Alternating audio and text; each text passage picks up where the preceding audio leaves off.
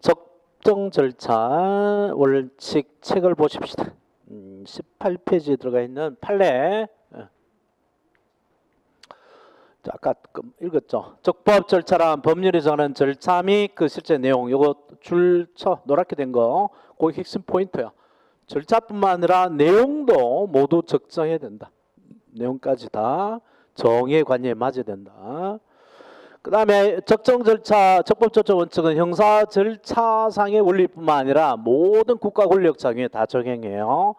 그래서 제한된 범위 내에서만 적용된 것이 아니라 국가 적용으로서 기본권 제한과 관련되든 아니든 이것도 문제화가 됐어. 관련되든 아니든 이것도 별표해놔.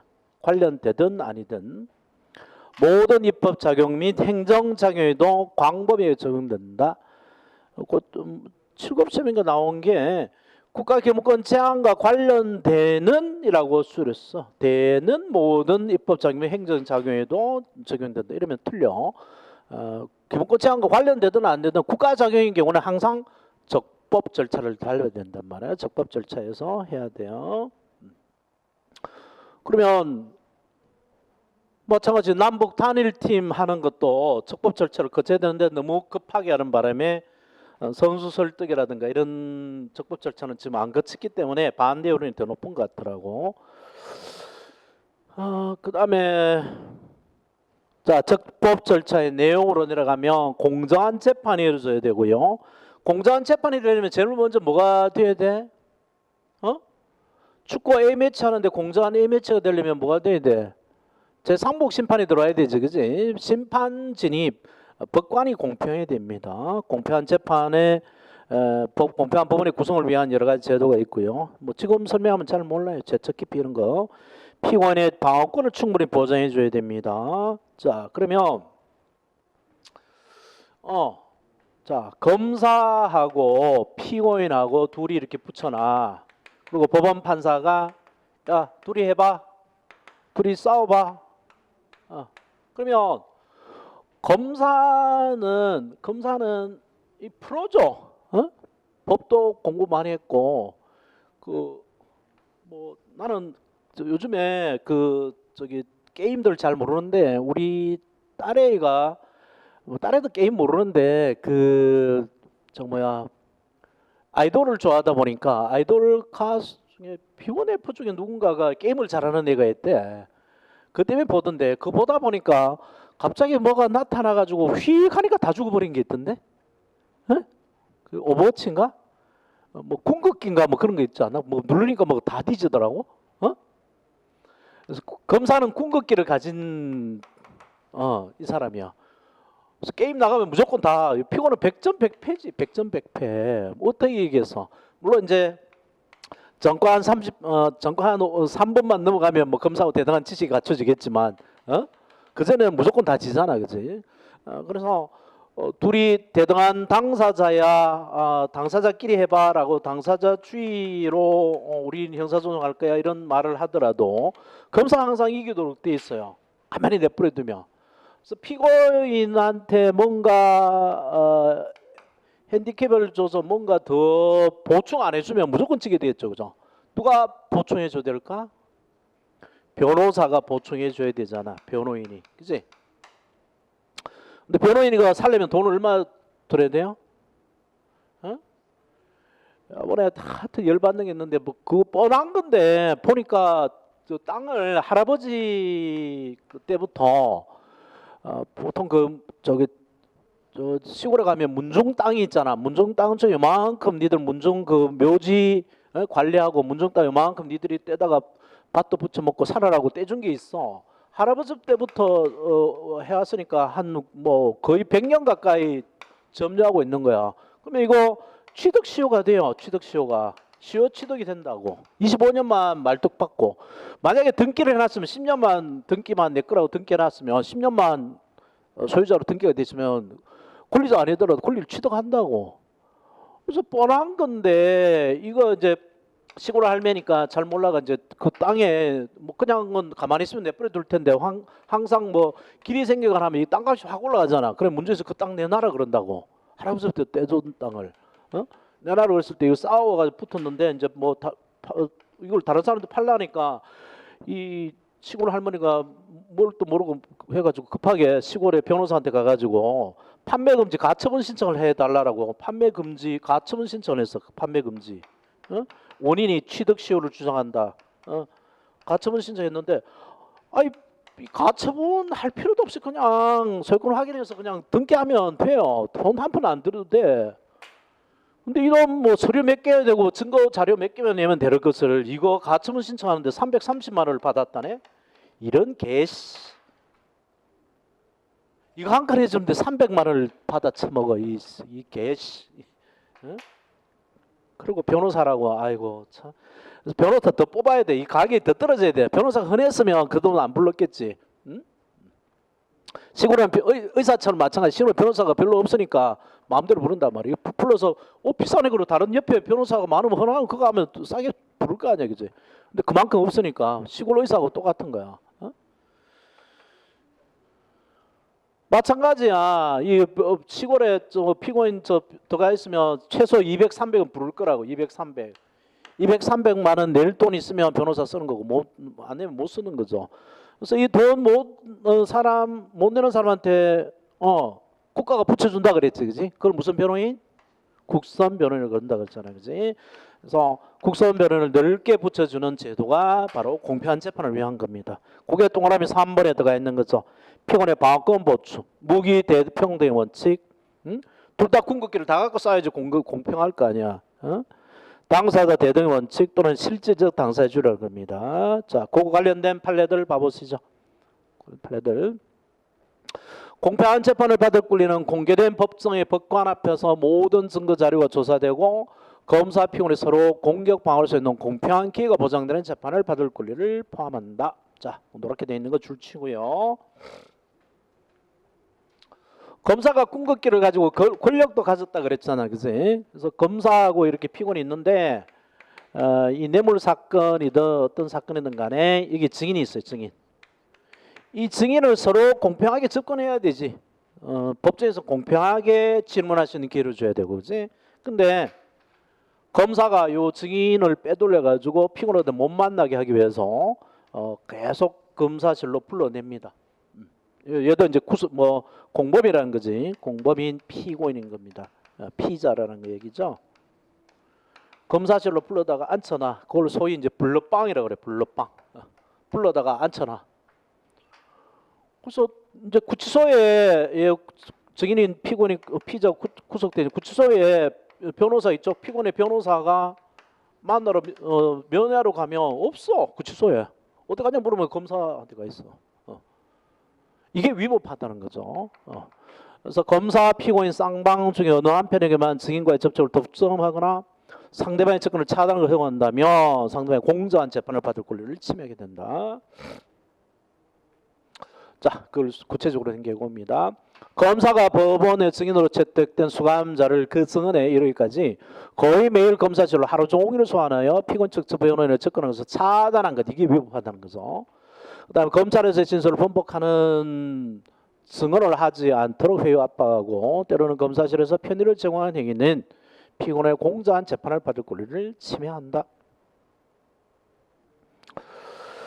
자, 그다음에 형사소송 구조상 경찰 공무원은 당사자가 아닙니다. 검사는 당사자지만 수사 공무원은 당사자가 아니기 때문에 경찰 공무원의 증인 적격을 인정한다 하더라도 적법 절차 원칙에 반한다고 할 수 없다. 증인 적격이라는 말이 증인될 수 있는 적합한 자격을 말합니다. 뒤에 가면 증인 파트에서 또 나와요. 그때 가서 또 보시고, 그 다음에 비례성의 원칙 이런 말이 나오죠. 비례성, 비례, 균형 관계를 말합니다. 비례. 높은 목적을 달성하기 위해서는 높은 수단을 쓰도록 돼 있죠. 그 다음에 낮은 목적을 해서 낮은 수단을 쓰도록. 이거 많이 얘기 나오는데 참새를 잡기 위해서 대포를 쏘면 참새는 어떻게 되나? 가루가 돼버리겠지, 그지? 뭐 옛날 초기 시험에 그런 게 있었어요. 닭 잡는데 소 잡는 칼 쓸까 이런 거. 닭 잡는데 닭은 목만 비틀어도 되는데 소는 이 진 같은 걸로 망치로 때려잡잖아. 그리고 닭한테 때려잡으면 닭대가리 다 부서지고 없단 말이야. 비례 관계, 균형이 이루어져야 된다 이 말인데 비례성, 균형성 거의 같은 말이에요. 우리나라 사람들한테 외국 요즘에 외국 사람들 데려와서 하는 그거 있잖아. 어서와 뭐 한국은 처음이지 이런 거. 놀라는 게 등산할 때 우리나라 사람은 다 같이 가잖아. 가까운 뒷동산 등산하면서도 알프스 산맥 등산은 등산 볼일 거 하잖아요. 비례성의 원칙이 그거 나는 과잉이지 과잉. 자 그런 게 비례성의 원칙. 그러면 뭐 구속 수사를 함부로 남발한다면 비례성의 원칙 위반되는 거죠. 그 다음에 보자. 피고인 보호의 원칙, 법원이 후견 역할을 해주라라는 것들이 있고, 뭐 그거 관련되는 건데 위치가 적당하지 않아서 넣어놨는데 여기 판례 많이 나왔어요. 경찰청장이 주민등록 발급증 신청에서 날인돼 있는 지문 정보를 보관 전산하고 이런 범죄 수사 목적 이용하는 행위. 이게 이제 지문 날인 반대 운동이 있죠. 그 지문 날인을 하려면 범죄인인 걸 확인하면 영장을 받아서 해야 되는데 영장 없이 다 지문 찍어서 그 경찰청에 보관해 놓고 이걸 잠재적 범인으로 구민을 취급하는 게 맞나는데 아니다. 무죄 추정 원칙, 영장주의, 강제수사 법조제 위배되지 아니한다. 지문과 관계되는 건 다 요거예요. 또 범죄 피절이 끝낸 사람에 그럼 경찰 공무원이나 검사의 신문을 받으면서 자신의 신원을 밝히지 않고 지문 채취 불응하는 경우에 또 형사처벌을 하도록 하는 거. 요거는 적법조정 원칙이 위배되지 않는다에다가 항상 동감해놨어요. 빨리 하게. 지문과 관계되는 건 다 우리나라는 씁니다. 위배되지 아니한다. 아니에 동감해놓고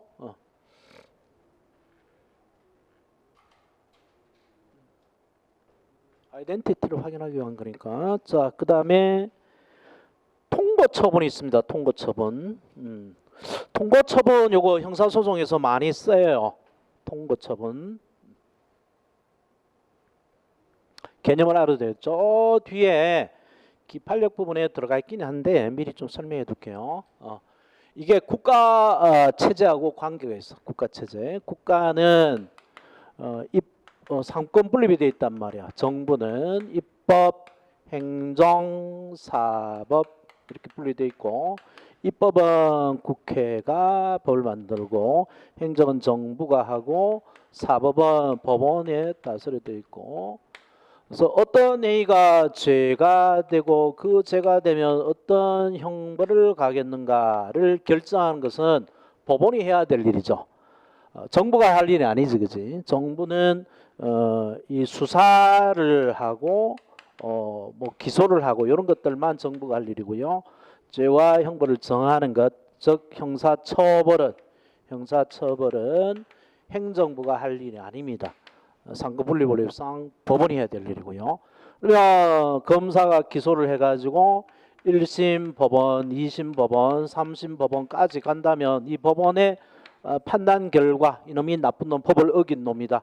그래서 국회가 만든 법을 정부가 집행을 하고 여기 사법부가 법을 판단하는 거죠. 이 법이 뭐다라는 것을 법에 맞춰서 요게 법의 위반에 해당하나 안 하나 이걸 판단하는 겁니다.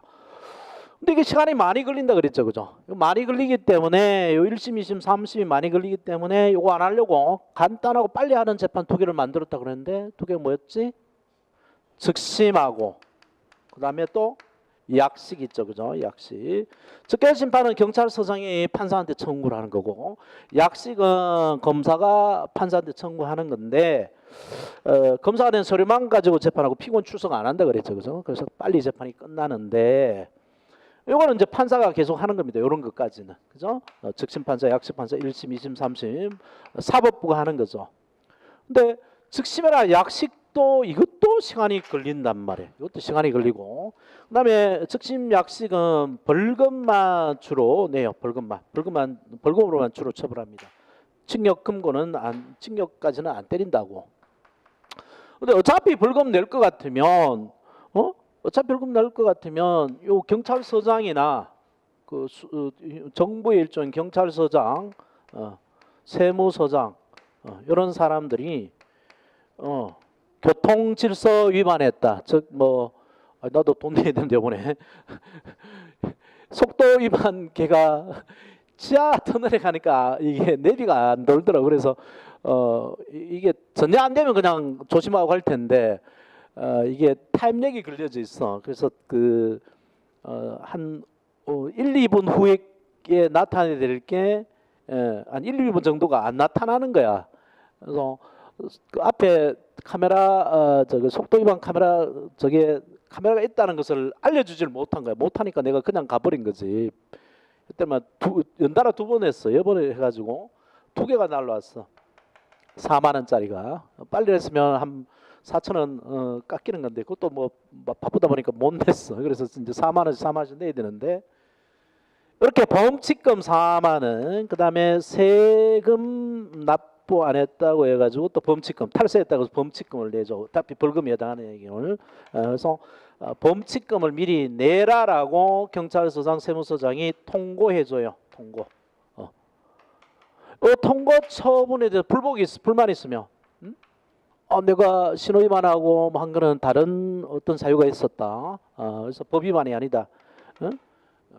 그다음에 뭐 1km, 2km 오버했다고 뭐 저거 뭐야 속도 위반으로 나한테 벌금 4만 원 물리냐 이거 너무하다. 비례성 위반된다. 이렇게 해서 억울하면 이거 통고처분을 이행 안 하면 됩니다. 통고처분을 이행 안 하면 돼요. 이행을 안 하면 이게 억울하면 이행을 안 하면 즉심에 보통 회부가 돼요. 벌금만 나올 거니까 즉심에 회부가 되거나 약식 기소가 됩니다. 그러면 이거 나온 것에 대해서 또 불만 있으면 정세판 청구하면 되죠. 1심 가죠. 억울하면 이렇게 대법원까지 올라갈 수 있습니다. 그래서 통고 처분을 허용한 개별 행정법이 요 통고 처분에 불복이 있을 때 보통 행정심판이나 행정소송을 할 수 있도록 해놨거든요. 행정심판이나 행정소송.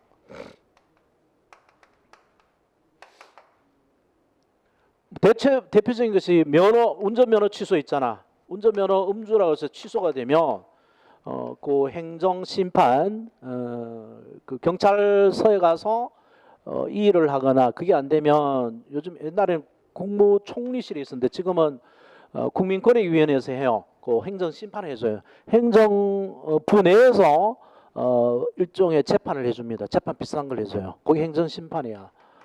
거기에서 안 되면 이제 행정법원에 가서 소송을 거는 거죠. 행정법원. 요거는 지방에 같으면 고등법원에 가야 돼요. 서울은 서울 행정법원이라는 게 있어. 거기 가서 소송을 겁니다. 면허 취소 처분을 취소해 달라.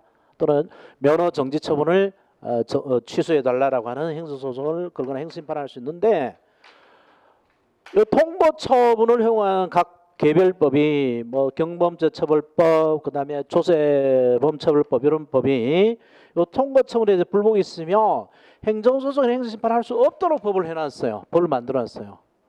그러면 통고 처분을 받은 사람이 법원에 의한 재판을 못 받아 보니까 헌법이 보장하고 있는 법관에 의한 재판을 받을 권리가 침해된 게 아닌가라고 의심이 들었는데 우리 대법원 판례가 헌재 판례가 행정소송, 행정심판을 못 하더라도 이 통고처분을 이행 안 하면 법원의 재판을 받을 권리가 따로 마련되어 있기 때문에 이게 행정심판을 행정소송을 못하게 하더라도 이게 법관의 재판을 받을 권리가 침해가 된 게 아니라고 합니다. 그게 요 판례예요. 그래서 요 행정 통고처분 개념을 알아두시고 통고처분은 원래 사법부가 해야 될 것을 행정부가 간략하게 위해서 대행을 하는 것으로 생각하면 돼요. 그래서 나중에 행정 통고처분이 1심 판결이 난 거하고 같은 효력을 인정해줘요.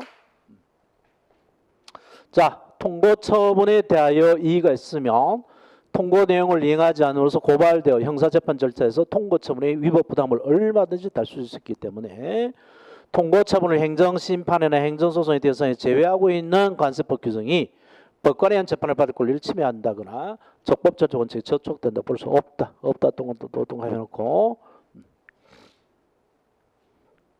자, 그 다음에 이건 이제 없어진 건데요. 그 옛날에 지금도 있나 보다. 아니 이건 다른 거. 치료감호심의위원회라는 게 따로 있어요. 있는데 옛날 판례입니다. 옛날에 뭐 있었냐 하니까 가끔 그 전두환 전 대통령이 그리울 때가 있어요. 전두환 전 대통령이 잡아다가 그 뭐야 채권 선거를 해서 대통령이 되고 그지? 그러고는 국가를 그냥 휘어잡습니다. 휘어잡아가지고 삼천 교육대 전과자들 뭐 조폭들 삼천 교육대 다 보내고 그다음에 길거리에 뭐 미친 척하고 다니는 사람 다 잡아넣었어요. 그래서 옛날에는 거리가 깨끗했는데 이게 인권 침해된다고 해서 그게 이제 사회보호였는데 이게 없어졌죠. 없어지고 난 다음에 길거리에 막 노숙자들 막 돌아다니고 뭐 미친 놈들 와 돌아다니고 이렇게 됐어요.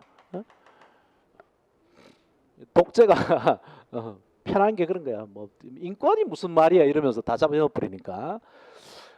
그런데 그 사회보호법에 그 보호 감호가 있었는데 이거 없어졌습니다. 전과자들 무조건 청송에다 갖다 청송 제3 감호소 이거 요새 거기다 처박아 놓을 수 있었는데 이거 없어졌어요. 그리고 치료 감호도 동시에 있었는데 이것만 살아남았습니다. 치료 감호는 알코올 중독, 마약 중독자들 강제로 잡아 넣을 수 있는 건데요. 범죄 이제 치료 감호가 옛날에는 범죄 없어도 잡았는데 이제 범죄를 저지르는 놈만 치료 감호 가능합니다. 그래서 이 치료 감호를 옛날에는 뭐 몇십 년도 가는데 지금은 2년에서 15년까지만 가능하지. 그래서 그런 것을 종료할지 말지를 사회보호위원회 지금은 이제 그 치료감호심의위원회인데 법관이 아니고 일반 사회인들이 위원회를 구성해요. 그다음에 그 교도 관리들하고 아마 그 협의체를 구성하는 것 같은데 법관이 하는 사회보호위원회가 치료감호 종료 여부를 결정하도록 한 구사회보호법 이제 폐지됐습니다. 이 규정은 다른 걸로 대체됐죠. 재판 정보를 침해하거나 적법 절차 위반되지 아니한다. 지금도 일반 시민들이 판단합니다. 일반 시민들하고 전문가들이. 자, 그 다음에 그 수사 과정이 있고요. 여기 기소가 되고 재판 과정으로 넘어가는데 나중에 뒤에서 하는데 경찰이 피의자를 구속할 수 있는 시간은 10일밖에 안 돼요. 검사도 10일, 10일에서 수사기관이 피의자를 구속할 수 있는 기간은 총 30일입니다. 30일 동안 수사기관이 피의자를 구속해서 수사할 수 있어요. 경찰, 검사가. 그 다음에 1심 들어가게 되면 2개월이 기본입니다. 그리고 2회시 연장에 관해서 1심에서는 6개월, 2심에서는 4개월 연장이 가능하죠. 이게 기본입니다. 근데 박근혜하고 최순실 6개월 지났잖아요. 6개월 지났는데 다른 사건은 또 6개월 연장을 해버렸죠. 2개월 단위로 연장을 합니다. 계속 갱신해요. 그러면 그 누구야? 조윤선 문체부 장관 1심에서 그 직권 블랙리스트 직권 남용죄는 무죄가 되고 뭐 다른 것이 유죄가 됐는데 징역 뭐 10개월에 집행유예 2년 받았거든요. 10개월에 집행유예 2년 받았는데 항소심에서 그 안에서 새로운 증거가 발견됐죠. 청와대 캐비넷이 발견되고 그게 증거가 돼가지고 그저께 징역 2년 받았어요. 그리고 법정 구속이 돼버렸죠. 근데 그 전에 6개월 1심에서 6개월 구속이 돼 있었어. 6개월. 근데 이 6개월 기간이 구속이 됐지만 징역 2년형을 미리 앞당겨서 한 게 되죠. 구속이 됐으니까. 그래서 요 6개월의 구속 기간을 징역 2년에 넣어줍니다. 그러면 앞으로 조윤선은 몇 년만 더 교도소에 있으면 나와요? 1년 6개월만 더 있으면 나오는 거죠. 이미 구속돼서 다 당겼었으니까. 그걸 이런 경찰 구속기간, 법원 구속기간을 이 구속기간을 아직 결정되지 않은 상태에서 미결 상태에서 구금되었다 그래서 미결 구금일수라 그래요. 미결. 이거 많이 쓰입니다. 안일미 결정할 결 미결. 미결. 아직 오지 않은 미래를 가져. 미래 아직 오지 않았다. 미래. 어? 원래자가 원래자잖아. 미래. 예. 아직 범죄를 수행하지 못했다. 미수, 그죠? 미수. 미결, 미수, 미완성 뭐 이런 미자입니다. 미결 구금일수가 피고인 구속 기간을 말해요. 피의자 피고인 체포 구속 기간을 말해요. 그거를 형에다가 넣어주는데 옛날에는 안 넣을 수도 있었어요. 이놈이 1심에서 징역 받는데 무조건 항소를 하면 너 괘씸하다 그래서 미결 구금일수 며칠을 안 넣어줄 수도 있어요. 근데 헌재가 아니 미결 구금일수를 왜 형이 안 넣어주느냐, 이거 안 넣어주면 무죄 추정에 반한다 해서 요 헌재가 나왔습니다. 헌재가 나오고 나서 이제는 미결 구금일수는 단 하루도 형의 하루에 무조건 다 넣어줘야 돼요. 무조건 다 그걸 산입해 준다는 겁니다. 미결 구금일수를 형에다가 본령에다가 산입한다는 개념이 나요. 본령 산입. 이것도 뒤에 저 끝에 가면 설명이 나와요. 요 판례가. 자, 일단 요 판례부터 보죠. 구속 피고인이 고의로 재판을 진행하거나 부당한 소송일을 하였다고 하더라도 이를 이유로 미결 구금 기간 중 일부를 형기에 본령에 산입하지 않는 것은 처벌되지 않는 소송의 태도에 대하여 형벌적 요소를 도입하여 제재를 가하는 것으로서 이것은 적법 절차 원칙 무죄 추정에 위반한다고 했어요. 그래서 요 헌재가 나오고 나서는 미결 구금 일수는 단 하루도 빠지지 않고 다 형에다가 넣어줍니다. 자, 그 다음에 신속한 재판의 원칙에 관한 내용들이 쭉 나오는데 문제가는 거의 앞에 안 되고 있어요. 그 헌법 27조 사망이 있다는 것들 그것만 줄쳐놓으세요. 헌법 27조 사망은 신속한 재판을 받을 권리를 형사피고인의 기본적 인권으로 보호하고 있다 돼 있고, 근데 신속한 재판의 필요성이 있는데 피고인은 오히려 형벌이 나오면 마음이 편안하죠. 결정이 났으니까. 근데 유죄가 나올지 안 나올지 애매모호할 텐데 이분이 누구냐 하면 황우석 박사입니다. 황우석 박사. 이분은 무슨 죄를 저질렀죠? 논문 조작하는 바람에 업무방해죄 등등을 저질렀죠. 그래서 교수 사건 일지가 나오는데 2004년에 배아주기 사건 논문을 게재했는데 2005년에 PD 수첩에서 조작 의혹 방송을 했고요.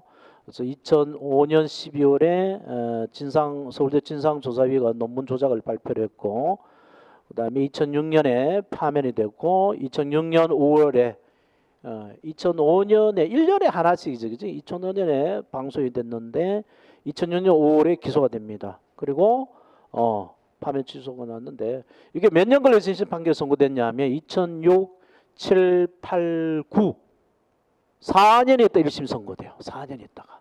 왜 4년이 걸리냐면 증인이 100명 가까이 돼요. 100명. 증인 한 명 그 심리하는데 오전 4시간 증인 한 명 심리합니다. 오후 4시간 증인 한 명 심리해요. 그래서 하루에 소화할 수 있는 증인이 2명밖에 안 되는데 한 공판기일이 2명 한단 말이에요. 그러면 증인 100명을 소화하려면 50일이 필요하다는 거죠. 50 재판일이 필요해요. 근데 재판은 매일이 안 열거든. 한 달에 한 번 연다고. 그럼 50주가 필요하다는 거죠. 50주가. 50주를 나누면 어떻게 돼? 1년에 12주 1년은 50주가 아니지. 50달이 필요한 거지. 한 달에 한 번씩 열렸으니까 50달. 그래서 1년은 12달이고 4년이면 48달. 거의 비슷하죠. 그 정도 걸려가지고 징역 2년의 집행유예 받았습니다. 그리고 항소했어요. 항소해가지고 2년 있다가 2009년, 2010, 2년 있다가 항소심이 선고를 하고요. 1년이구나. 1년. 그 다음에 또 4년 있다가 대법원에서 확정이 됩니다. 그래서 토탈 몇 년이 걸린 거야? 8년, 9년이 걸렸죠. 8년, 9년. 그 사이에 무슨 일이 있었느냐? 황우석 박사는 메모도 보고 맘모스로 그랬지. 메모도 복음 프로젝트 해가지고 뭐 했는데 뭐 아직 선고는 안 된 것 같아요. 그래서 나중에 사람들이 이 사람이 뭘로 지금 잘못했더라. 뭐 배아줄기 세포 뭐 조작했다는 건데 그것만 알고 말죠, 그죠? 그래서 뭘 잘못했는지 희미해져 버립니다. 희미해졌기 때문에 피고인의 이익을 위해서라도 빨리 재판해야 되지만 똑같은 모방 범죄를 막기 위한 공고의 이익을 위해서라도 빨리 재판해야 됩니다. 그래서 이 두 개가 다 필요하다는 거죠. 그래서 이 판례에다 별표 3개 넣었어요. 이제 나오면 이게 나와요, 시험에. 이쪽에 나올 가능성이 큽니다.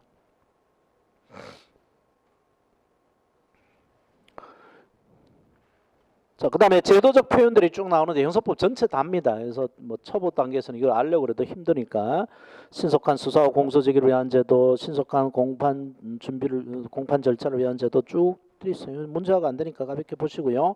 형사법 절차 다다.